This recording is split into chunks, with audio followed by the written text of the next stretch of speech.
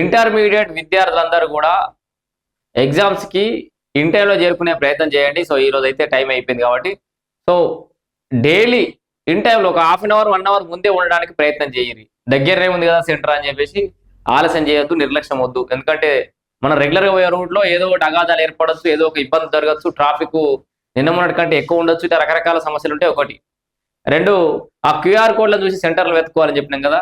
So ఇది already అలాంటి అయిపోయింది కాబట్టి. అండ్ బస్సు ప్రయాణం ఇంటర్మీడియట్ విద్యార్థులు కానీ 10th క్లాస్ విద్యార్థులు కానీ హాల్ టికెట్ ఉంటే చాలు మీ దగ్గర.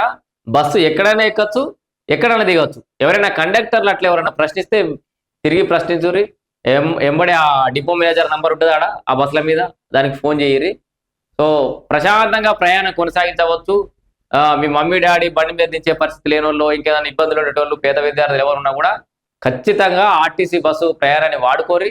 కాకపోతే బస్సుల విషయం కాబట్టి కొంచెం మీరు బస్ స్టాప్ దాకా నడవాల్సి ఉంటుంది, దిగినాక కొత్త నడవాల్సి ఉంటుంది కాబట్టి కొంచెం 1 అవర్ ముందే ప్లాన్ చేసుకొని ఆర్టీసీ బస్సులలో ప్రయాణం చేయరి ఉచితంగా ఇంటర్మీడియట్ విద్యార్థులు. ఇక